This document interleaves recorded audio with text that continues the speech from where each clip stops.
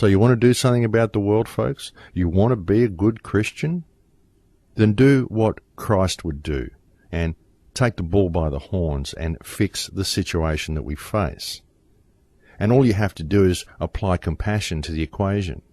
Because if you're living in a state of compassion for others, if you're living to serve the creation around you, if you are living to improve reality by your presence in it, then as Martin Luther King so aptly said, there comes a time when silence is betrayal. We can't be silent anymore, folks. They're taking it too far. The fracking, the chemtrails, the raping of the planet, the wars, the homelessness, the starvation, the state of shortage that this entire planet is kept in through the imposition of this disgustingly corrupt monetary system. Enough is enough. It really is time for the people of the planet to take the bull by the horns and rout out the criminal element that exists within all of our governments, and it's time to put our governments back into their rightful place as the servants and administrative arm of the people. And I mean, sure, folks, we can send some people to The Hague for trial for environmental crimes, absolutely, but there's no point ever really trying to work within the parameters of this legal system because it's fiction.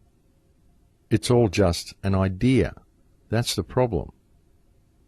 And these are the people who created the legal system, folks. It's the politicians. They're in there enacting all of this legislation, which gives them the free power to basically rape the planet.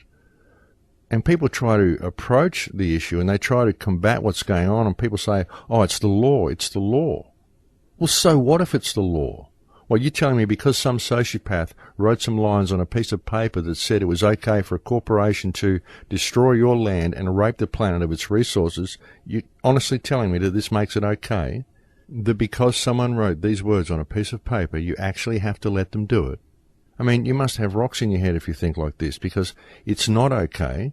And, you know, I could write a piece of paper and say that I have permission to go and steal from your cupboard. It's the same thing. All I've got to do is put a fancy letterhead on it, and there's nothing you can do about it because according to me, it's my law, and now I can go onto your property and do this.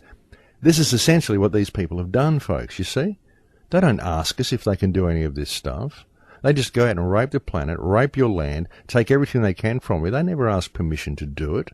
And we employ these people to act on our behalf, to act as our administrative arm. So what's wrong with this picture? Well, I can tell you what's wrong with it, folks. They're not doing so. They're in breach of trust. And this is the perspective that I've been attempting to share with you for so long. So, rather than those people out there who are pretending to be Christians sending hate mail to people, why don't you start following in the footsteps of Christ? Rather than preach hatred and violence and revolution against people, why don't you begin acting like Christians, do what Christ would do, stop paying interest on money, and stand up for what is right in the world? Because that is the only way you're ever going to change it. And until you face what's going on in the world around you and start following in the footsteps of the Christ, then how can you ever even expect to be someone who is worthy of being whisked away to heaven or worthy of being taken up in a rapture? If you, by your own inaction, have allowed the world to degenerate into the state that it is now in, and have failed to help and support those around you, and failed to serve the creation which gives you life, then how on earth do you feel you are worthy of any salvation? I mean, honestly, we need to be brutally honest about this. Because the entire state of the planet and every problem that we face has been created by the collective failure of the human race to stand up and to address the shadow within themselves. And very often those that do notice what's going on around them and do speak out, do so from a centre of hatred and intolerance. And as for general society, well, everybody's just simply turned a blind eye to everything that's going on around them. Hear no evil, see no evil, speak no evil. In other words, put your head in the sand and keep it there and hope to be saved. Well, it doesn't work, folks. You can only save yourself. You need to follow in the footsteps of your faith, and if you're not doing this, then you shouldn't pretend that you actually have any faith at all. Because you're simply lying to yourself, you're lying to those around you, and you are very much responsible for the situation that you are allowing to be created through your inability to face yourself and your failure to proactively work to help bring about some type of beneficial change in the world.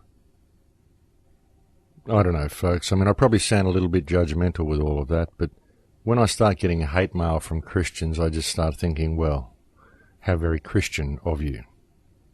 And I find these pretend Christians that hate other people from other faiths and other walks of life to be truly one of the biggest hurdles human consciousness has yet to overcome. Actually, I was having a little bit of a debate with someone the other day, and I ended up telling him to enjoy his hatred, and his response was to actually tell me that he hates hatred. And I thought, well, I don't even really know how to effectively analyse that statement. But I suppose it takes all types to make up a world, folks, and we certainly have that, don't we? So the question is, who's going to stand up and come to the party? Who's going to start taking the matter in hand? Who's going to be the change they wish to see in the world? We've seen some very interesting events happening in Spain, where the people of Spain have been standing together in solidarity. We certainly see much of Libya standing together in solidarity against the encroaching NATO-led central banksters who wish to impose control of their nation and their economy upon them. But what are we seeing in our countries? You know, we don't need any uprising at all in our countries, folks. All we need to do is to stop paying taxes and to start supporting each other. That's truly all we need to do. We need to start offering our politicians mandates and demanding that they either show us answers or show cause why they should not be prosecuted. And we need to turn the tables and start taking our power back. We need to realise that the governments are truly our employees, folks. We are the ones who hold all the cards. And we need to realise that, and we need to take the matter in hand while we still have a world left to save. Because if we allow these politicians and these corrupt corporate interests to maintain the hold they have over our world, then we are really not going to have a viable world in which to live for very much longer. And by allowing these people to do what they do, all we are really doing is freeloading on our grandchildren, and that is truly the most disgusting thing we could possibly do.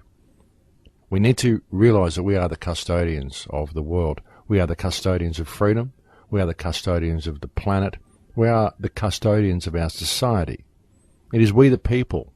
It is our responsibility during our lives to ensure that those who come after us have a viable and prosperous world in which to live.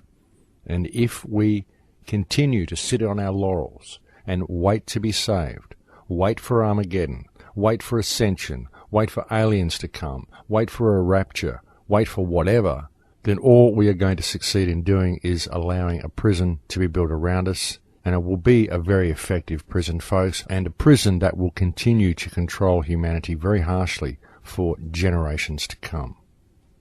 And this truly must not be allowed, folks, and the only thing that is ever going to stop it is we the people.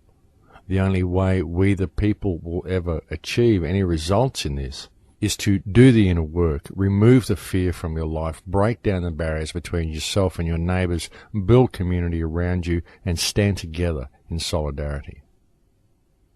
If people could simply just stop having stuff with each other, stop harbouring this weird sense of division that they do, just start treating people like themselves, stop seeing people as a threat, realise that most of the crime that you see in your cities is due to the imposed state of shortage that people are in.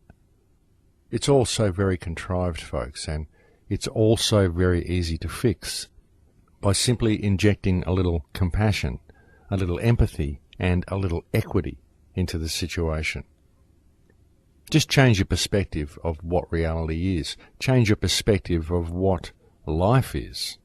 and most certainly change your perspective of the position the government is actually supposed to hold in our society, which is one of administration rather than one of control. Too often we just seem to forget that all-important detail. So that's a few things to think about anyway, folks, while we go and have a break. It is break time now, so I'll leave it there for now, and we'll go and have a break, and I'll speak to you again in a few minutes. Thanks very much for listening.